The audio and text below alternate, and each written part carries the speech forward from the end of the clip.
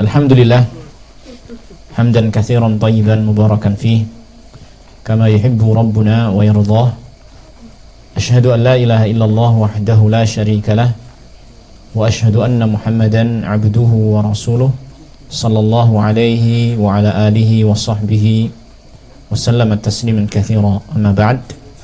Alhamdulillah tadi kita sudah melalui satu sesi dari sesi-sesi yang ada di dalam daurah camp yang kedua ini, dan kita tadi sudah mempelajari tentang pondasi dalam kita beragama adalah Alkitab, As-Sunnah, dan juga kita tambahi tadi ijma' para salaf, atau yang bisa kita ungkapkan dengan bahasa yang lain yaitu dengan pemahaman salaful ummah. Dan juga di samping kita berpegang teguh dengan Alkitab dan As-Sunnah, kita juga harus menjauhi kebid'ahan, karena memang lawan dari hal itu adalah bid'ah. Tidak mungkin kita itu berpegang teguh dengan Alkitab dan As-Sunnah kecuali juga harus meninggalkan bid'ah. Baik, sekarang kita lanjut pada pembahasan berikutnya. Ya, kalau kita lihat dari poin-poin yang atau dari bait-bait syair yang disampaikan oleh penulis yaitu Al-Imam Ibnu Abi Dawud, maka bisa kita kumpulkan pembahasannya ini setelah yang tadi pertama tadi ya, ada 10 pembahasan yang lain. Dia cukup banyak ya. Yang pertama adalah tentang keyakinan yang benar tentang firman Allah. Yang pertama yang akan kita pelajari malam hari ini. Kemudian setelah itu tentang pembahasan tentang ru'yatullah, yaitu melihat Allah tabaraka wa taala di akhirat. Dan yang berikutnya lagi adalah tentang penetapan sifat dua tangan bagi Allah Subhanahu wa taala. Kemudian yang berikutnya lagi tentang penetapan sifat turun bagi Allah. Kemudian selanjutnya keyakinan kita tentang para sahabat. Terus pembahasan iman kepada takdir. Lalu kemudian iman kepada hari akhir. Kemudian disusul dengan hukum pelaku dosa besar. Kemudian yang berikutnya lagi pembahasan tentang iman, tentang definisi iman itu apa.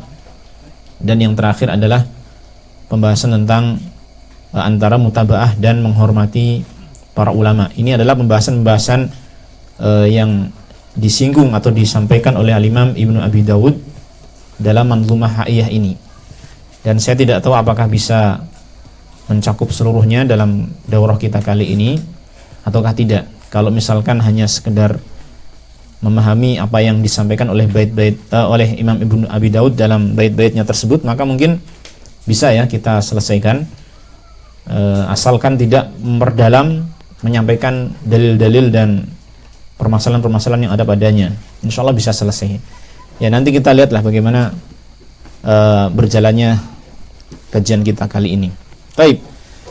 Di sini pada bait syair yang ke berapa sekarang berarti? Ketiga ya. Al-Imam Ibnu Abi Dawud rahimahullah mengatakan,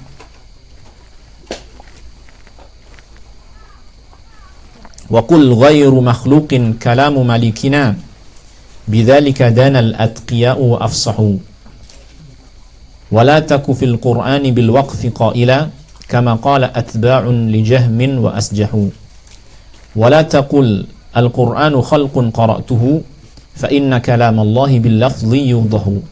Kita ambil 3 bait syair ini karena 3 bait syair ini berkaitan dengan kalamullah, firman Allah Subhanahu wa taala. Pada bait syair yang ketiga beliau mengatakan waqul, katakanlah. Artinya beliau mengisyaratkan agar kita memiliki keyakinan seperti ini. Waqul, katakanlah, artinya apa? Yakinilah. Ghairu makhluqin kalamu malikina. Firman atau perkataan penguasa kita yaitu Allah bukanlah makhluk. Ghairu makhluqin, bukan makhluk. Kalamu malikina, firman atau perkataan penguasa kita yaitu Allah Ta'ala. Artinya kita harus meyakini firman Allah bukan makhluk. Ya. Termasuk di antara firman Allah adalah apa? Al-Quran. Al-Quran itu kan kalamullah. Dia bukan makhluk. Ya, nanti kita terangkan insyaallah. Bidzalika danal atqiya'u afsahu. Ya, dengan itulah orang-orang yang bertakwa telah mengambil keyakinan dan telah mereka tegaskan hal tersebut. Ya, bidzalika dengan hal itu danal atqiya, orang-orang yang bertakwa itu mengambil keyakinan, wa afsahu dan mereka menegaskan keyakinan ini. Jadi para ulama salaf terdahulu, para ulama salaf terutama ketika sudah munculnya fitnah khalqil Quran, ya, kalau pada zamannya para sahabat belum ada penegasan tentang Al-Quran bukan makhluk, ya, belum ada penegasan dari para sahabat tentang Al-Quran bukan makhluk, karena belum ada fitnah khalqul Quran, belum ada kesesatan yang menyampaikan Al-Quran itu adalah makhluk, sehingga belum ada kebutuhan untuk menyampaikan atau menegaskan Al-Quran bukan makhluk, jelas ya. Tapi ketika sudah ada penyimpangan dari kaum Jahmiyah dan juga Mu'tazilah yang mereka menggembar-gemborkan, mempropagandakan ini keyakinan bahwasanya Al-Quran adalah makhluk, ya kan? Bahkan mereka menguji para ulama yang ada, ya, terutama di zaman Imam Ahmad itu, menguji para ulama yang ada, menurut kamu Al-Quran bagaimana, gitu kan? Kalau mereka, para ulama itu menjawab sesuai dengan keinginan mereka, selamat. Tapi kalau menyatakan Al-Quran adalah kalamullah bukan makhluk, maka akan dihukum seperti halnya Imam Ahmad rahimahullah ta'ala, ya kan? Maka para ulama mereka menegaskan bahwasanya Al-Quran itu bukan makhluk, gitu kan? Bidzalika danal atqiya wa afsahu. Ini satu pembahasan, ya. Kemudian pembahasan berikutnya yang ke bait syair yang keempat masih berkaitan dengan hal itu juga. Wala taku fil Qur'ani bil waqfi, janganlah kamu berbicara ataupun terhadap Al-Quran ini berpendapat waqf. Waqf itu artinya abstain.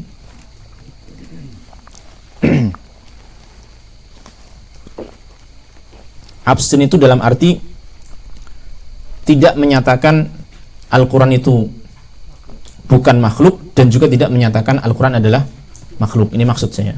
Maksud abstain di sini. Ini apa? Ketika ditanya, menurut kamu Al-Quran itu makhluk atau bukan? Dia mengatakan, saya nggak tahu. Saya nggak tahu. Nah, ini kata penulis yaitu Al-Imam Ibnu Abi Dawud, jangan kamu, ya, berpendapat abstain, mengambil pendapat abstain tentang Al-Quran. Kenapa? Kama qala atba'un li Jahmin wa asjahu. Karena itu sebagaimana para pengikut Jahm, yaitu Jahm bin Safwan, yang mereka condong kepadanya. Jadi Jahm bin Safwan ataupun kelompoknya yang kita kenal dengan Jahmiyah, mereka lah yang pertama kali mengusung pendapat Al-Quran adalah apa? Makhluk. Kalamullah adalah makhluk. Ya. Penyebabnya adalah mereka, orang-orang Jahmiyah ini, ya, penyebabnya mereka itu tidak mau menetapkan sifat bagi siapa? Allah Tabaraka wa Ta'ala. Mereka tidak mau menetapkan sifat bagi Allah Subhanahu wa Ta'ala. Jadi semua sifat-sifat Allah Ta'ala, orang-orang Jahmiyah ini mengingkarinya. Sehingga kalau mereka mengatakan Al-Quran adalah kalamullah, kemudian kalamullah adalah sifatnya Allah, kemudian sifat Allah bukan makhluk, nah, ini mereka nggak mau. Maka mereka langsung mengatakan Al-Quran adalah apa? Makhluk. Itu orang-orang Jahmiyah.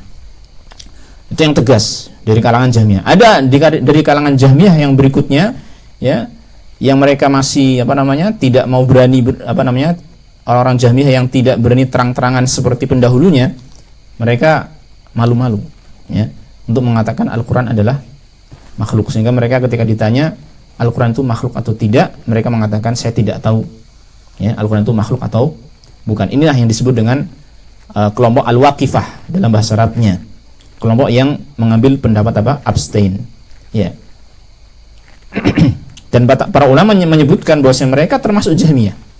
Kelompok Waqifah ini termasuk apa? Jahmiyah, ya. Kemudian pada bait yang kelima, Al-Imam Ibnu Abi Dawud mengatakan wala taqulil Qur'anu khalqun qara'tuhu. Jangan juga kamu katakan Al-Quran adalah makhluk yang aku baca. Fa inna kalamallahi bil lafzi yudahu, karena kalam Allah dijelaskan dengan lafal. Maksudnya apa di sini? Maksudnya di sini adalah kita jangan mengatakan bacaan saya terhadap kalam Allah adalah makhluk. Itu maksudnya gitu. Ya. Ini zaman dahulu pernah terjadi fitnah tentang masalah ini, ya. Yaitu ungkapan lafzi bil Quran makhluk atau ghair makhluk. Ucapanku tentang Al-Quran ini makhluk atau tidak. Ya kan? Ini sempat menjadi fitnah yang besar sampai-sampai Imam Bukhari sendiri, Al-Imam Al-Bukhari pernah difitnah, ya, difitnah artinya tidak benar ya, difitnah. Beliau menyatakan Al-Quran adalah makhluk dengan alasan ucapan Imam Bukhari dianggap mengatakan lafzi bil Qur'ani makhluk, ucapan saya terhadap Al-Quran adalah makhluk, padahal Imam Bukhari tidak demikian. Ya, padahal beliau tidak demikian. Beliau menjelaskan bahwasanya pengucapan itu perbuatan manusia dan perbuatan manusia itu makhluk. Beliau mengatakan demikian. Jadi beliau tidak menyatakan lafzi bil Qur'ani makhluk. Baik. Ini 3 bait syair yang sebenarnya perinciannya itu cukup panjang lebar. Tapi mungkin saya jelaskan di sini secara ringkas barangkali ya. Yang pertama, ikhwah, terkait dengan akidah yang benar tentang kalamullah, terutama Al-Quran. Ya, kita pertama kita harus memahami bahwasanya Al-Quran yang diturunkan kepada Nabi kita Muhammad sallallahu alaihi wasallam, dia adalah apa? Kalamullah. Jelas ya? Dia adalah kalamullah. Dalilnya adalah, diantaranya adalah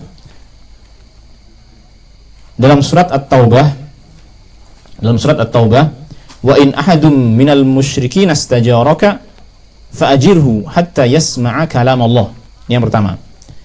Apabila ada seorang musyrikin yang meminta perlindungan kepadamu wahai Muhammad sallallahu alaihi wasallam, maka lindungilah dia sampai dia mendengar kalamullah. Sampai dia mendengar apa? Kalamullah. Kira-kira yang dia dengar dari Nabi Muhammad sallallahu alaihi wasallam itu apa? Saya ulangi. Kira-kira dia mendengar dari Allah langsung kalamullah itu atau dari Rasulullah SAW? Dari Rasulullah SAW.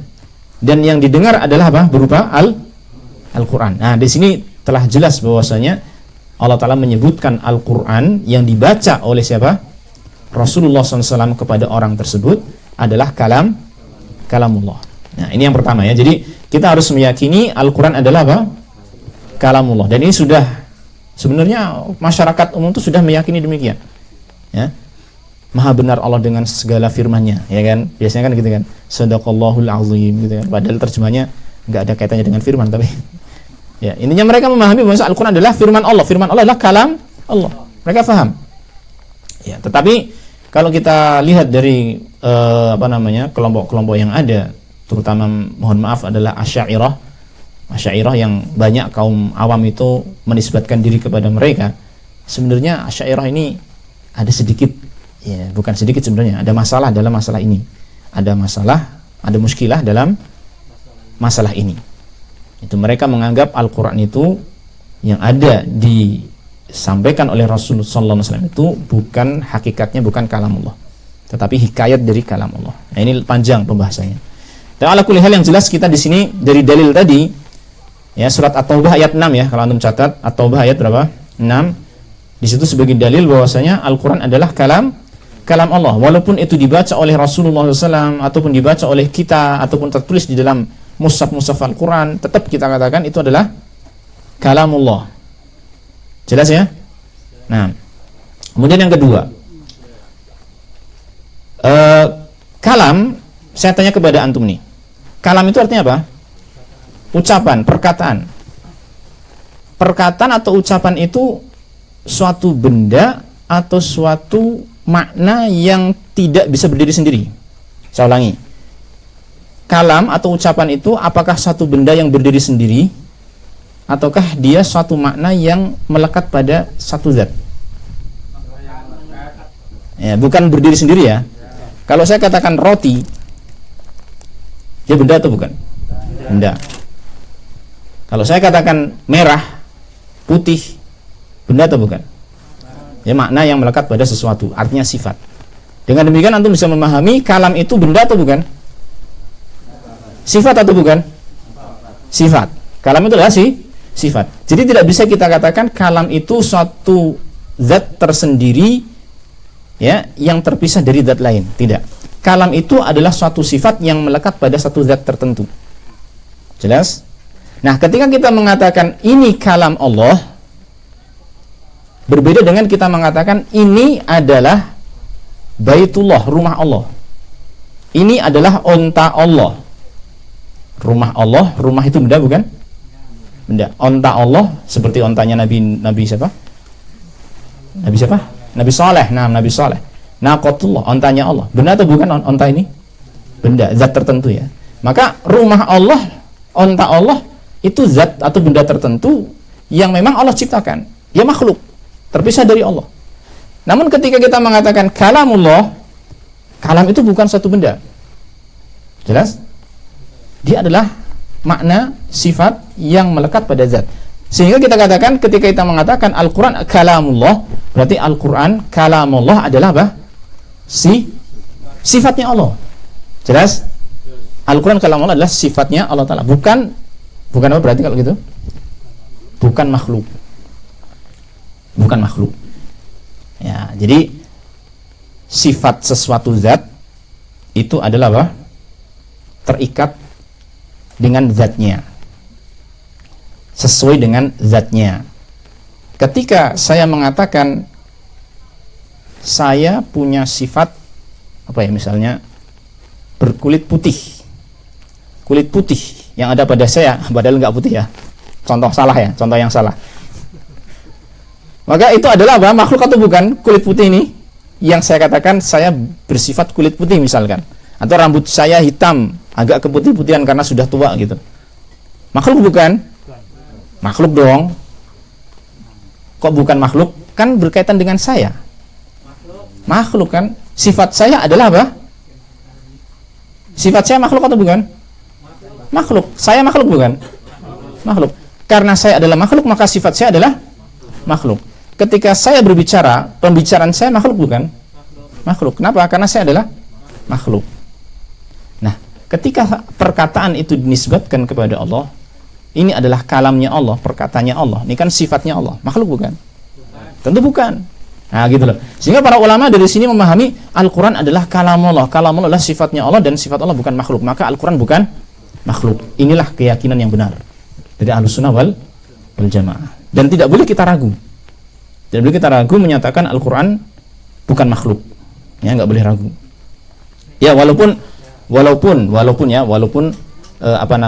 dalam hal ini kita nggak usah banyak menyampaikan kepada masyarakat awam tentang masalah ini, karena sesungguhnya masyarakat awam itu keyakinan mereka itu selama mereka tidak terkena syubhat, maka mereka sudah bersih-bersih saja keyakinannya gitu loh. Maka ini sebagai tambahan wawasan bagi kita yang sudah terbiasa mengaji, menuntut ilmu, kita harus meyakini lebih dalam lagi bahwasanya Al-Quran yang kita baca itu adalah kalamullah dan dia bukan makhluk. Nah, baik. Jadi untuk bait syair yang kelima tadi, wala taku fil Qur'ani bil waqfi qailan tadi ya, jangan kamu berbicara atau mengambil pendapat waqifah yang abstain. Ini sudah kita selesaikan ya, karena kita yakin bahwasanya Al-Quran bukan makhluk. Nah, sekarang permasalahan yang ketiga dalam bait syair yang kelima, yaitu tentang lafzi bil Qur'ani makhluk. Ucapan saya adalah makhluk. Ucapan saya terhadap Al-Quran, maksud saya, bacaan saya terhadap Al-Quran adalah makhluk. Nah, ini ringkasnya ya ikhwah. Perkataan ini, bacaan saya terhadap Al-Quran adalah makhluk atau tidak makhluk, ini adalah kalimat ungkapan yang masih mujmal, masih global, atau dalam bahasa kita ambigu, bisa difahami kesana dan kesini. Kenapa demikian? Dalam bahasa Arab, lafzi bil Quran atau qiraati bil Quran, kalimat lafzi dan qiraati ini dalam bahasa Arab itu disebut dengan bentuk masdar. Bentuk apa? Masdar. Bentuk masdar ini dalam bahasa Arab bisa bermakna fi'il, bisa bermakna maf'ul. Apa itu? Masdar bermakna fi'il artinya perbuatan. Masdar bermakna maf'ul artinya sesuatu yang diperbuat. Nah, sekarang kita terapkan dalam kalimat qiraati yang mudah ya. Bacaan saya. Ketika saya mengatakan bacaan saya, ini mengandung dua kemungkinan berarti. Yang pertama fi'il, perbuatan. Berarti apa? Perbuatan saya membaca Al-Quran. Jelas? Yang kedua adalah makru. Maf'ul ay makru. yang dibaca oleh saya, gitu loh. Paham ya? Jadi kalimat bacaan saya bacaan saya, kalimat ini bisa bermakna dua. Pertama adalah bermakna perbuatan saya, yang kedua adalah yang saya baca. Jelas? Nah, kalau kita bermaksud dengan makna yang pertama, perbuatan saya, qiraati bil Qur'ani, bacaan saya, ini perbuatan saya membaca Al-Qur'an adalah makhluk, benar atau tidak? Betul. Tapi kalau kita mengatakan qiraati bil Qur'ani makhluk dengan makna ini, ghair makhluk dengan makna ini, betul atau tidak? Bingung. Iya, oke. Bacaan saya terhadap Al-Qur'an tadi kita artikan dengan makna apa? Perbuatan saya membaca Al-Qur'an, gitu kan? Dia adalah apa? Makhluk. Betul kan? Kalau dikatakan bukan makhluk, salah kan? Perbuatan saya kan makhluk, bukan makhluk.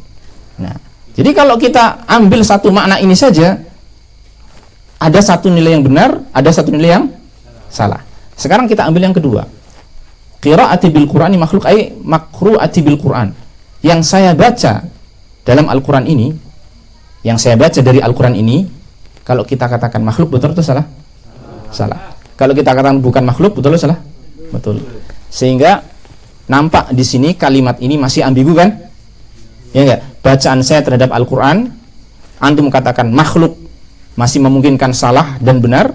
Antum katakan bukan makhluk, masih memungkinkan apa? Salah dan benar. Maka para ulama dalam ungkapan-ungkapan yang masih ambigu seperti ini, mereka menjauhinya. Apa ini? Mati lampu. Tapi lanjut ya. Lanjut. Yang penting suaranya, ya. Baik. Jadi para ulama salaf berkaitan dengan, tapi nanti ini kalau casnya habis bahaya nih. Ya enggak apa-apa lah. Baik. Para ulama salaf ya, ketika mereka berhadapan dengan ungkapan-ungkapan yang ambigu seperti ini, mereka menjauhinya. Ya, mereka mewanti-wanti kita jangan ikut-ikutan mengucapkan ucapan yang ambigu. Jelas? Nah, sehingga seperti di sini Al-Imam Ibnu Abi Dawud ya mengatakan apa tadi dalam bait syair yang ke-6? Ya, jangan kamu mengatakan Quran yang aku baca adalah makhluk. Ya kan? Beliau mengarahkan kita agar tidak ikut-ikutan mengucapkan kalimat yang ambigu. Bacaan saya terhadap Al-Quran makhluk atau tidak makhluk, jangan.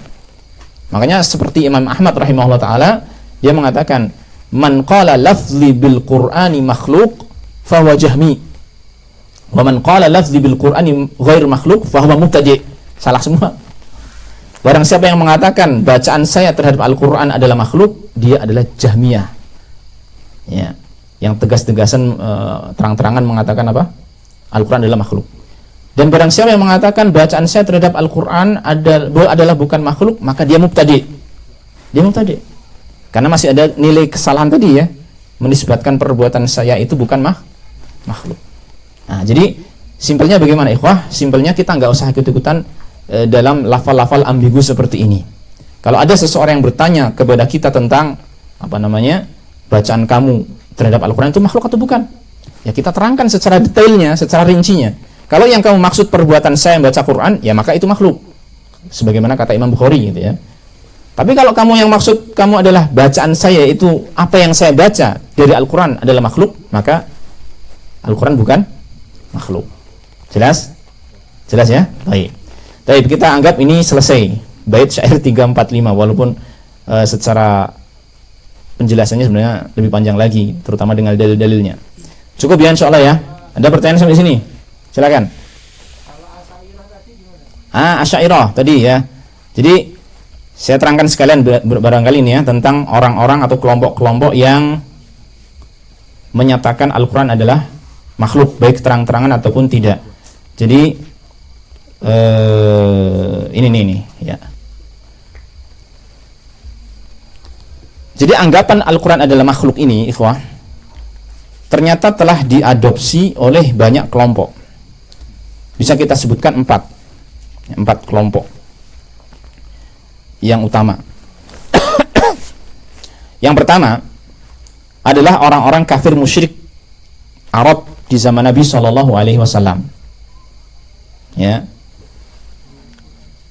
Yang pertama siapa? Orang-orang musyrik kafir Arab di zaman Nabi Shallallahu Alaihi Wasallam. Di antara mereka ada yang mengatakan Al-Quran adalah ucapan siapa?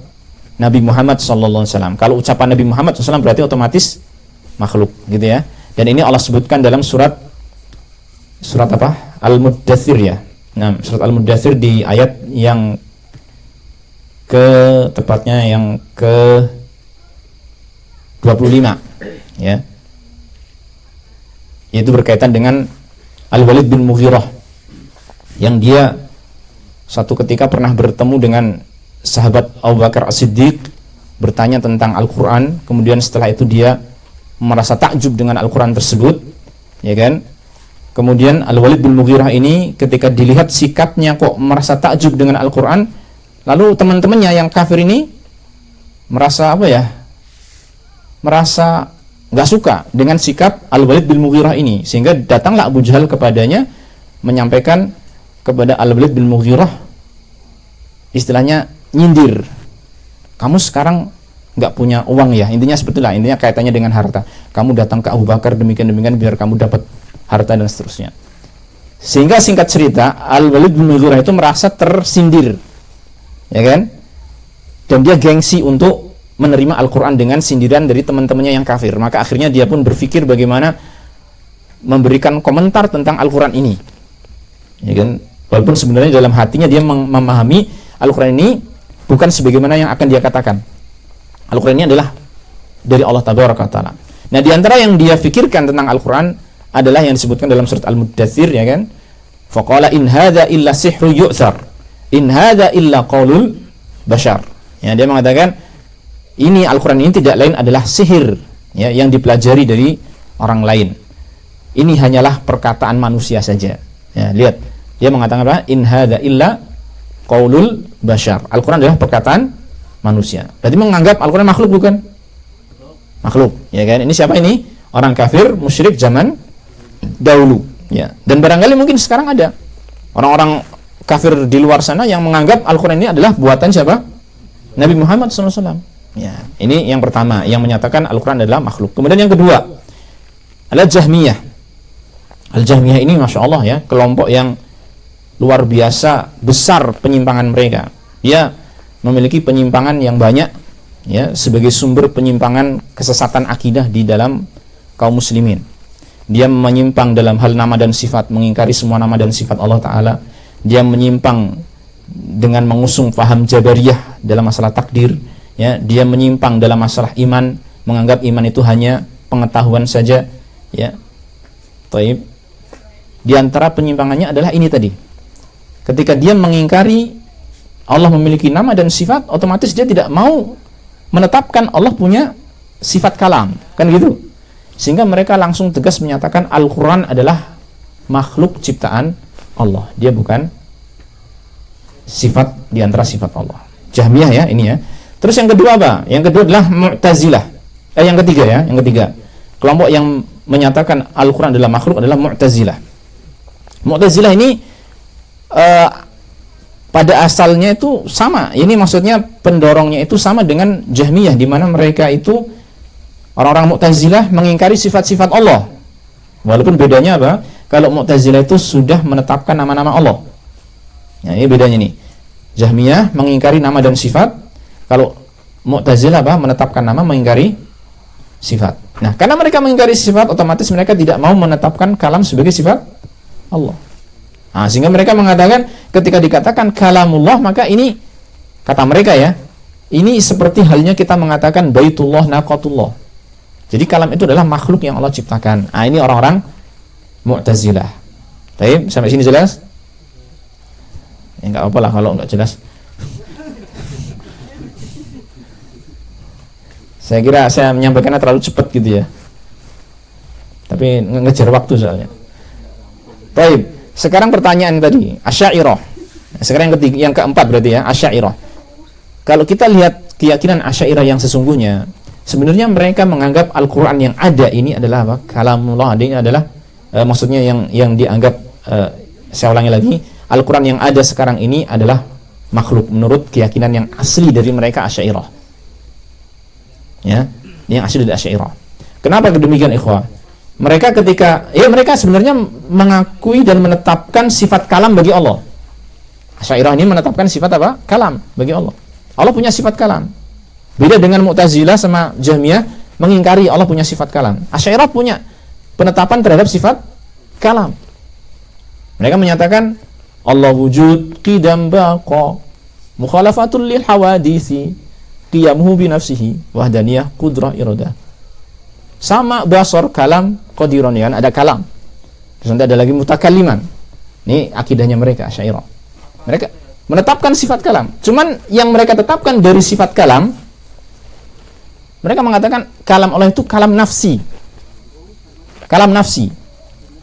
Kalam nafsi itu adalah kalam yang ada dalam jiwa. Bahasa kita ya, bahasa manusia ya. Kalam yang ada dalam jiwa, yang belum terungkapkan dengan kata-kata, belum terungkapkan dengan lafal dan suara. Sehingga mereka tidak menyatakan kalam Allah itu punya huruf dan suara. Karena hanya kalam nafsi. Lah terus apa itu Al-Quran yang kita baca, yang kita dengar dengan suara, dengan lafal-lafal yang ada, dengan huruf-huruf yang ada? Mereka katakan itu hanya hikayat dan ataupun ibarat dari kalam Allah. Jadi bukan hakiki kalam Allah, bukan, kata mereka gitu. Nah, terus siapa yang menghikayatkan dan mengibaratkan hal tersebut? Yaitu kalau enggak malaikat Jibril, ya Nabi Muhammad SAW. Oh, Masya Allah. Jadi menurut mereka hakikat dari akidah Asy'ariyah itu ya, Al-Quran itu ya bukan hakiki sebagai kalam Allah. Mereka ketika mengatakan Al-Quran adalah kalam Allah, hanya majaz gitu saja, bukan hakikinya kalam Allah. Karena mereka aslinya menyatakan Al-Quran ini adalah hikayat ataupun ibarat dari kalam Allah. Paham nggak kira-kira? Hah? Bingung? Jadi gampangnya gini, kalam Allah itu ada dalam dirinya Allah, tidak terungkapkan dengan lafal-lafal, tidak terungkapkan dengan suara ataupun huruf. Nah, kemudian yang mengetahui dari kalam Allah itu Jibril, dia menyampaikan dengan lafal-lafal, huruf-huruf, suara. Jelas? Adapun kalam Allah sendiri di dalam diri Allah Ta'ala. Ini keyakinan yang berbeda dengan keyakinannya Ahlussunnah wal Jamaah. Ahlussunnah wal Jamaah meyakini Allah Ta'ala itu berbicara sesuai dengan kehendaknya, sesuai dengan bahasa yang dia kehendaki, ya kan, dengan suara juga. Karena dalam dalil-dalil itu banyak sekali menyebutkan Allah berbicara dengan suara yang didengar oleh orang yang dekat dan orang yang jauh, terutama di hari akhirat nanti, gitu kan. Dan juga dalam hadis juga disebutkan man qara harfan min kitabillah, barang siapa yang membaca satu huruf dari kitab Allah, ada huruf gitu kan. Jadi kalam Allah menurut Ahlussunnah wal Jamaah itu ya memang itu adalah firman Allah, ucapan Allah. Al-Quran itu adalah ucapan Allah gitu loh, yang didengar oleh Jibril, kemudian Jibril menyampaikannya kepada Nabi Muhammad sallallahu alaihi wasallam. Jadi kita meyakini benar-benar Al-Quran adalah kalam Allah gitu. Itu bedanya dengan orang-orang Asy'ariyah. Ya, mungkin cukup ya. Kalau ada yang pengen ditanyakan lebih dalam lagi nanti bisa setelah ini. Ada lagi nggak? Cukup ya. Lanjut. Sekarang yang ke-6. Yang ke-6 ini berkaitan dengan melihat Allah di akhirat, yaitu 4 bait 6, 7, 8, 9. Ini sampai jam berapa Mas Bang John?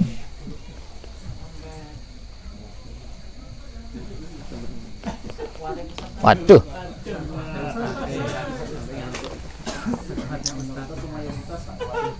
Air putih tolong minta. Air putih aja. Air bening ding, jangan putih, bening. Ya, berkaitan dengan keyakinan kita bahwasanya Allah akan dilihat di akhirat.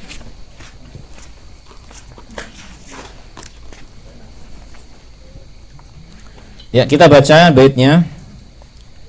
Al-Imam Ibnu Abi Daud mengatakan, yang ngantuk bisa nyemil-nyemil loh. Saya sudah enggak ngelarang lagi loh. Wa qul yatajallallahu lil khalqi jahratan kamal badru la yakhfa wa rabbuka awdahu. Katakanlah, Allah menampakkan diri secara terang kepada makhluk. Maksudnya nanti di akhiratnya. Maksudnya nanti di akhirat, bukan di dunia.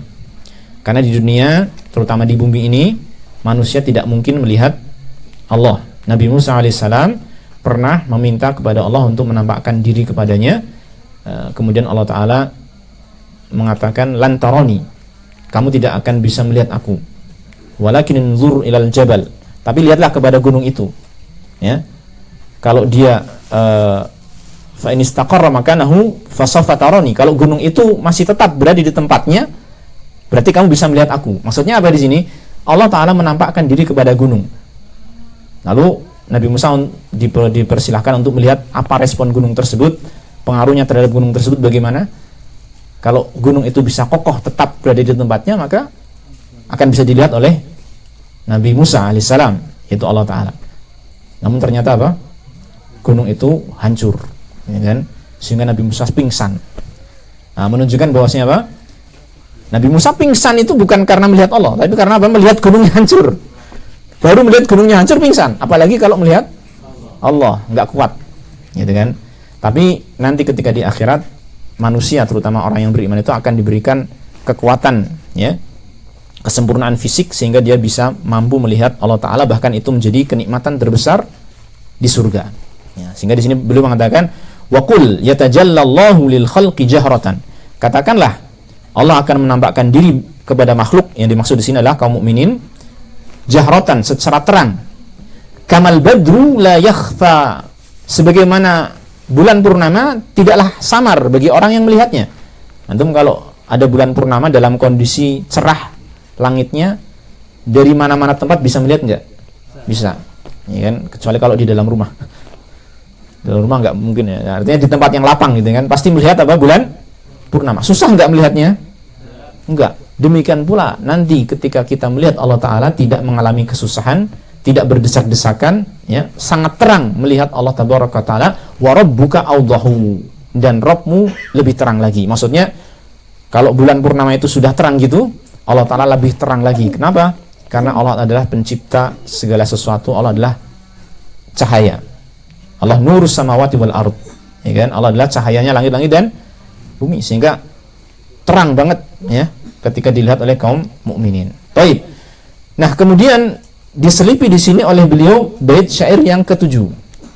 Walaysa bimauludin walaysa biwalidin walaysa lahu shibhun ta'alal musabbahu.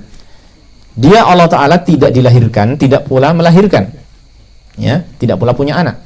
Walaysa lahu shibhun, dan Allah Ta'ala tidak ada yang menyerupainya. Ta'alal musabbahu, maha tinggi Allah Ta'ala, zat yang maha suci, zat yang disucikan.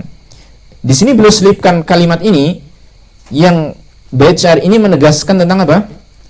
Bahwasanya Allah Ta'ala itu zat yang tidak disamai, diserupai oleh siapapun di antara makhluknya, ya. Di antaranya Allah tidak dilahirkan, Allah tidak melahirkan. Bahkan semua sifat-sifat, ya, yang Allah miliki itu tidaklah sama dengan yang ada pada makhluk.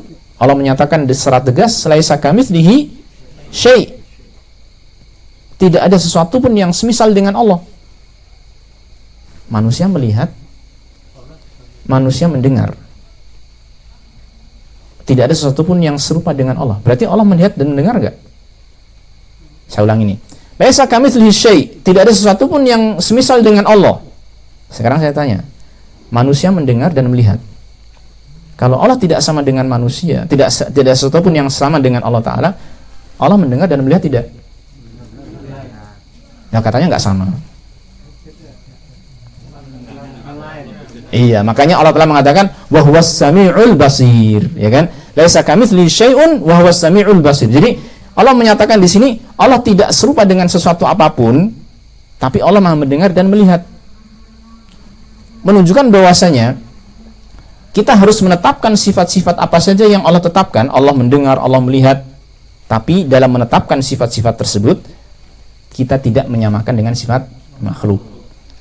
Nah, sehingga kita mengatakan Allah mendengar, manusia mendengar, tapi tidak sama pendengaran Allah dengan pendengaran manusia. Allah melihat, manusia melihat, tidak sama antara penglihatan Allah dengan penglihatan manusia. Dan begitu seterusnya dalam semua sifat-sifat Allah Subhanahu wa Ta'ala. Maka ketika kita meyakini Allah itu dilihat di akhirat nanti, ya, maka bukan berarti Allah itu sama dengan makhluk yang bisa dilihat. Ya. Karena orang-orang yang mengingkari Allah dilihat seperti orang-orang Jahmiyah, mereka itu patokan alasannya gitu ya, argumentasinya adalah kalau Allah itu dilihat, berarti Allah itu apa? Memiliki sesuatu jisim seperti makhluk yang bisa dilihat. Ini konsekuensi yang batil. Tidak sesuatu yang dilihat itu sama dengan sesuatu yang dilihat yang lainnya, gitu loh. Jelasnya tidak sama antara Allah dengan makhluknya, walaupun sama-sama bisa dilihat, nggak akan sama, gitu loh. Nah, jelas ya. Jadi ketika kita menetapkan Allah bisa dilihat di akhirat, bukan berarti kita menyamakan apa? Allah Subhanahu wa taala, karena kita sudah menyatakan laisa bimauludin wa laisa biwalidin wa laisa lahu syibhun ta'ala al-musabbahu. Allah tidak sama sekali tidak sama dengan makhluknya. Ya. Nah, maka intinya adalah dalam masalah sifat-sifat Allah, apa saja yang Allah tetapkan dalam Al-Quran dan hadis Rasulullah SAW, ya kan, tentang sifat Allah, kita harus apa? Menetapkannya. Karena menolaknya berarti apa? Bertentangan dengan Allah dan Rasulnya SAW. Kita harus menetapkannya. Cuman dalam menetapkannya ini, kita harus apa? Tidak menyamakan dengan makhluk. Ya, itu. Sehingga para ulama itu menyebutkan dalam masalah ini isbatun bila tamthilin wa tanzihun bila ta'til. Satu kaidah yang penting dalam terhadap sifat Allah Ta'ala itu apa? Isbatun bila tamthil. Kita menetapkan sifat Allah tanpa menyerupakan. Tanzihun bila ta'til, dan kita mensucikan Allah Ta'ala dari sifat-sifat kekurangan tanpa meniadakan sifat Allah. Ya, karena orang-orang yang mengingkari sifat Allah Ta'ala itu biasanya mereka beralasan ingin mensucikan Allah dari kekurangan-kekurangan. Nah, gitu. Baik. Pada bait yang ke-8, penulis mengatakan wa qad yunkirul jahmiyyu hadza wa 'indana bimisdaqi ma qulna haditsun musarrahu. Orang-orang Jahmiyah mengingkari ini, yaitu mengingkari bahwasanya Allah bisa dilihat di akhirat nanti. Wa 'indana, dan kita memiliki hadis yang tegas yang membenarkan apa yang kita yakini ini. Jadi sandaran kita adalah apa? Dalil. Sebagaimana dalam bait-bait yang pertama, kita beragama sesuai dengan apa? Alkitab dan As-Sunnah. Maka dalam hal ini juga kita juga mengembalikan kepada dalil. Ya, kita memiliki hadis yang tegas membenarkan hal tersebut. Yaitu hadisnya adalah rawahu Jarirun an maqali Muhammadin. Hadis yang diriwayatkan oleh Jarir bin Abdullah dari ucapannya Nabi Muhammad sallallahu alaihi wasallam. Nanti kita sebutkan dalilnya. Faqul mislama qad qala fi dzaka tanjahu. Maka yakinilah, ya, seperti yang beliau sabdakan tentangnya, niscaya kamu akan selamat. Nah, ini. Nah, jadi apa dalilnya ini yang diriwayatkan oleh Jarir bin Abdullah ini? Ya. Dalilnya adalah mana ya? Ya. Jadi Jarir bin Abdullah berkata, kami pernah berada di sisi Nabi sallallahu alaihi wasallam, lalu beliau memandang kepada bulan di malam purnama. Lalu beliau bersabda, "Innakum satarawna rabbakum kama tarawna hadzal qamar." Sungguh kalian akan melihat Tuhan kalian sebagaimana kalian melihat bulan ini. Perhatikan kalimat ini. Kalian akan melihat Tuhan kalian sebagaimana kalian melihat bulan ini. Saya tanya, apakah dalam sabda Nabi SAW ini beliau menyerupakan Allah dengan bulan? Terus apa yang beliau serupakan? Sesungguhnya kalian melihat Tuhan kalian sebagaimana kalian melihat bulan ini. Yang diserupakan apanya? Cara melihatnya, cara memandangnya, bukan menyerupakan Allah dengan bulan. Maka beliau mengatakan, ya, penjelasannya beliau mengatakan la tudammuna fi ru'yatihi, atau la tudammuna fi ru'yatihi, atau la tudarruna fi ru'yatihi. Ada 3 cara baca di sini, ya, 3 redaksi. La tudammuna fi ru'yatihi, yaitu kalian tidak akan berdesak-desakan di dalam melihat Allah Ta'ala. Sebagaimana kalian ketika melihat bulan tidak perlu berdesak-desakan. Ya. Jadi ini dalil yang sangat tegas kita akan melihat Allah Tabaraka Ta'ala. Dan juga ini mengisyaratkan juga kalau Allah di mana? Di mana? Di atas. Allah di atas. Sebagaimana kita melihat bulan di atas, berarti Allah juga di atas. Jelas ya? Baik. Kemudian beliau mengatakan, fa in istata'tum, alla tughlabu ala salatin qabla tulu'i syamsi wa qabla ghurubiha faf'alu. Kalau kamu mampu untuk tidak terkalahkan, ya, untuk melaksanakan salat sebelum terbitnya matahari dan sebelum tenggelamnya matahari, maka kerjakanlah. Maksudnya adalah salat sebelum terbit matahari apa? Salat subuh, sebelum tenggelam matahari salat asar. Menjaga salat subuh dan salat asar merupakan salah satu sebab kita bisa mendapatkan kenikmatan melihat Allah Ta'ala. Dan ini adalah kenikmatan terbesar. Dalam sebuah hadis Rasulullah SAW mengatakan bahwasanya idza dakhala ahlul jannatil jannah, kalau penduduk surga sudah masuk ke dalam surga, yaqulullahu ta'ala, Allah Ta'ala akan berfirman, turiduna syai'an azidukum, kamu pengen sesuatu yang aku tambahi untuk kalian kenikmatan, kalian pengen tambahan nikmat dariku, gitu kan. Jadi Allah Ta'ala menyatakan apa? Ada tambahan nikmat setelah semua penduduk surga masuk ke dalam surganya, ya. Jadi sudah lengkap penduduk surganya, sudah tidak ada lagi yang di neraka, sudah diselamatkan dan dimasukkan ke surga semua. Maka Allah bertanya, apakah kalian mau nikmat tambahan dariku? Maka penduduk surga semuanya bertanya-tanya, alam tubayyid wujuhana, alam tudkhilnal jannah wa tunjina minan nar. Ya Allah, bukankah engkau telah menjadikan wajah kami putih berseri-seri?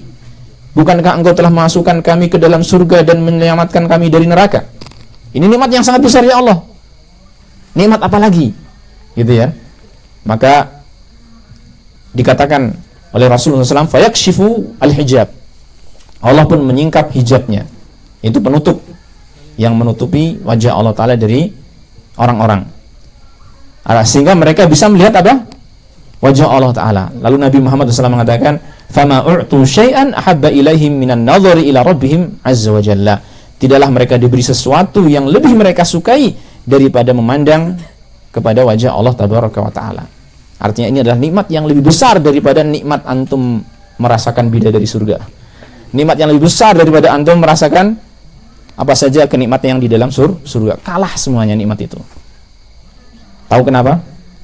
Karena nikmat surga itu kan semuanya adalah apa? Ciptaan Allah.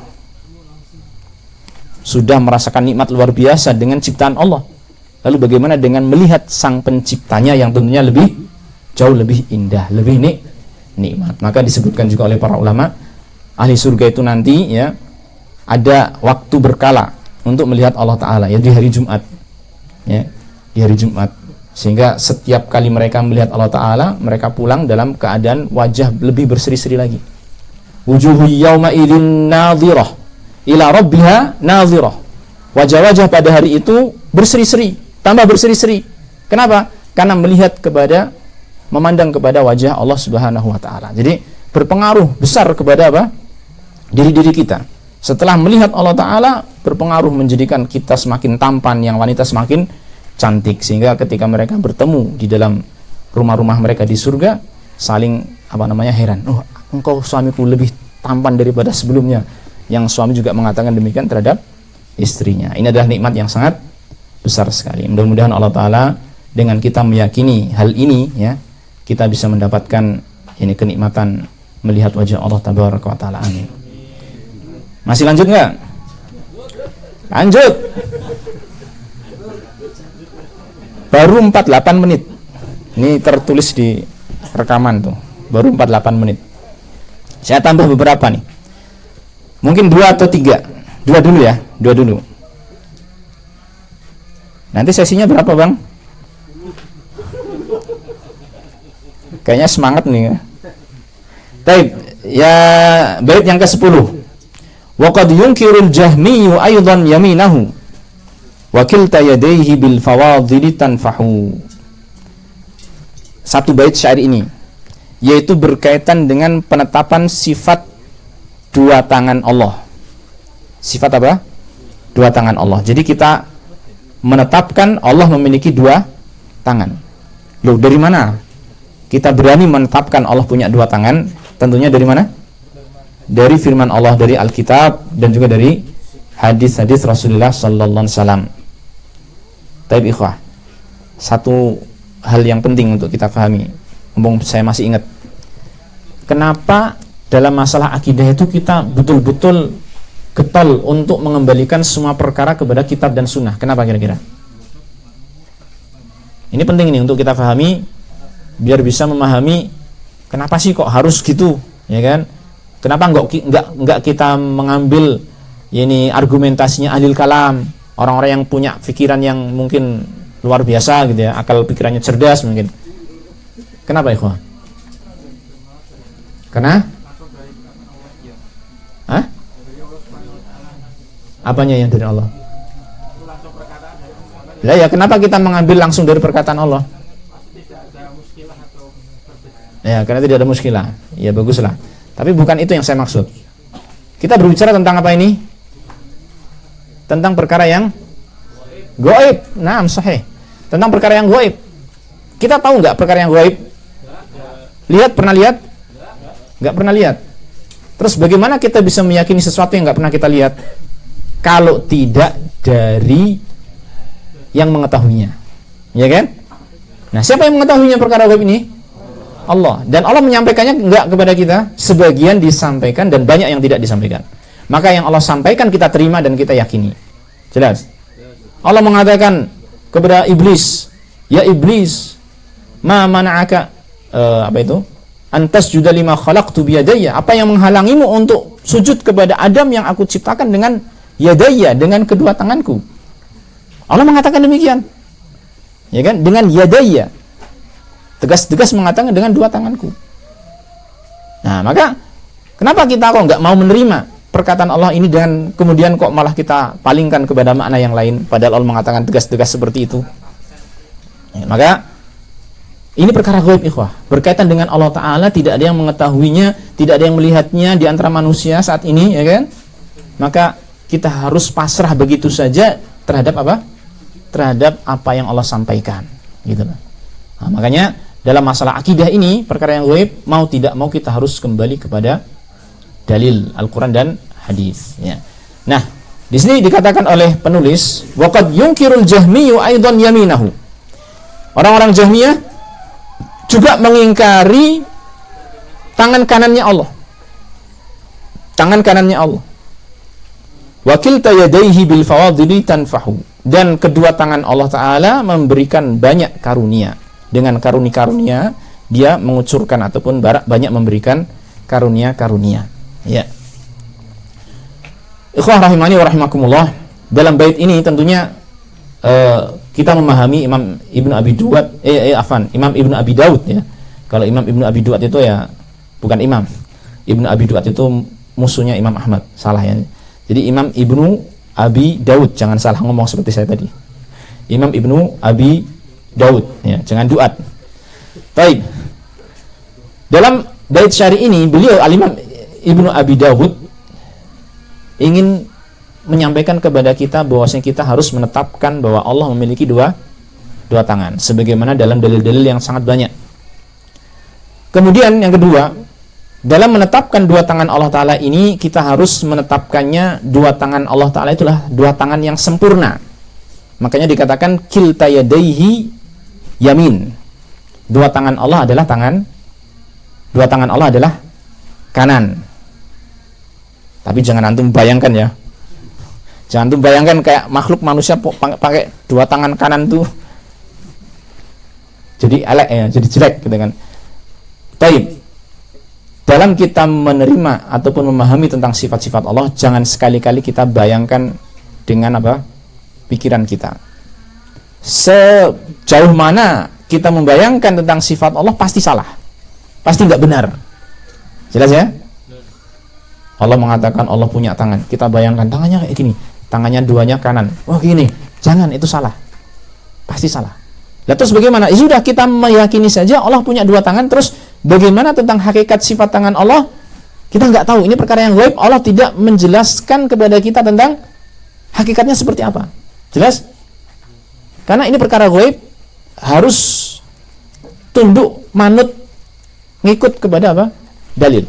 Kalau nggak ada dalil, sudah kita diem. Nah gitu. Maka terkait dengan hakikat bagaimana sih tangan Allah Ta'ala, nggak boleh kita cari tahu. Makanya Imam Malik rahimahullah ta'ala, ketika ada satu orang yang bertanya kepada Imam Malik, Ar-Rahmanu 'alal arsy istawa, ya kan? tentang firman Allah Ta'ala ini, Allah Ta'ala berada di atas arsy, istiwa di atas arsy. Dia mengatakan kaifastawa, bagaimana istiwanya Allah? Maka Imam Malik terdiam. Kemudian dia apa? Akhirnya menjawab, ya, al-istiwa'u ma'lum.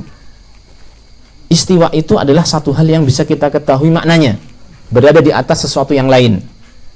Jadi Allah istiwa di atas arsy artinya apa? Allah di atas arsy. Ya. Kemudian wal kaifu majhul. Adapun bagaimana sih caranya Allah beristiwa? Seperti apa sih istiwanya Allah di atas arsy? Ini satu hal yang tidak kita ketahui. Maka nggak usah kita tanya-tanya gitu loh. Wal imanu bihi wajib, dan mengimaninya adalah apa? Kewajiban. Maka menanyakannya adalah satu hal yang bid'ah. Wasu'alu anhu bid'ah. Menanyakannya adalah satu hal yang bid'ah. Ya, jadi orang ini sudah melakukan kebid'ahan nih. Tanya tentang apa? Bagaimana istiwanya Allah Ta'ala. Ya, jadi gitu ya. Jadi kita menetapkan tangan Allah Ta'ala tanpa membayangkan bagaimana tangan Allah. Nggak usah. Baik. Dan tadi kita menyatakan tangan Allah Ta'ala semuanya baik. Makanya Allah, ataupun dalam hadis disebutkan kilta yadayhi yamin. Dua tangan Allah adalah apa? Kanan. Ya, dua tangan Allah adalah apa? Kanan. Ya. Kenapa dikatakan dua tangan Allah adalah kanan? Karena sebagaimana kita pahami dalam bahasa kita, bahasa ya, kita bicarakan bahasa, ketika kita mengatakan tangan kanan, seringnya kita mengatakan apa? Tangan baik. Jadi kanan itu identik dengan baik, kiri identik dengan lawannya. Ya enggak? Lele, jangan makan pakai tangan kiri, pakai tangan baikmu, gitu kan? Ya enggak? Maka Allah Ta'ala disifati dengan dua tangan, dan keduanya adalah yamin, menunjukkan bahwasanya dua tangan Allah semuanya sempurna, nggak ada yang buruk. Ya, kalau manusia itu kan satu tangan kanan, satu tangan kiri, biasanya tangan kiri itu tidak sekuat tangan kanan. Ada kelemahan, sisi kelemahannya dibandingkan dengan tangan kanan. Maka tangan Allah Ta'ala keduanya adalah kanan dalam arti semuanya sempurna. Jelas sampai sini? Nah, kemudian apakah Allah Ta'ala tangannya itu satu dikatakan kanan, satu kiri? Ini pembahasan yang tidak perlu kita masuk di dalamnya, walaupun para ulama membicarakan tentang ini, tetapi ini nggak perlu. Yang penting kita memahami kedua tangan Allah adalah apa? Sempurna dan baik. Wakil tayadaihi yamin. Jelas?